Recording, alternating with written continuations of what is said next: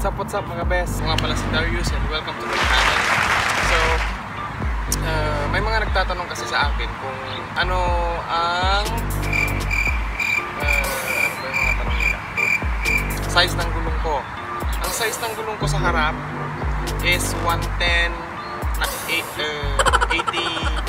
70. 110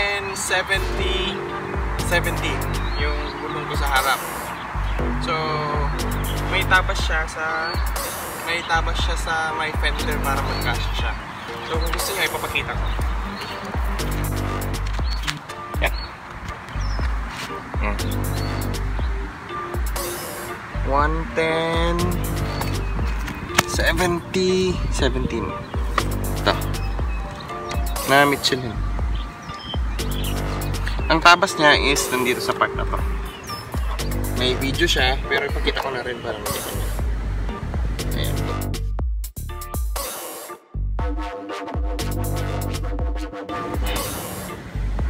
Ayan, sa kabila. Ito.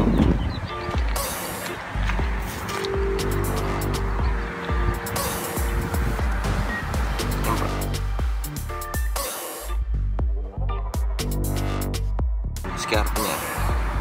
Dito siya natabasan. Yan po ang diskarte niya para mailagay sa stock. Tapos yung pipe ko, yun, may nagtanong sa akin kung ano ba yung tunog niya.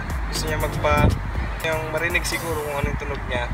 Shout out kay Pops Lime de la Cruz. Hello Pops, salamat. So ito na, sira yung stator coil ko, so kailangan ko siyang gamitin ito.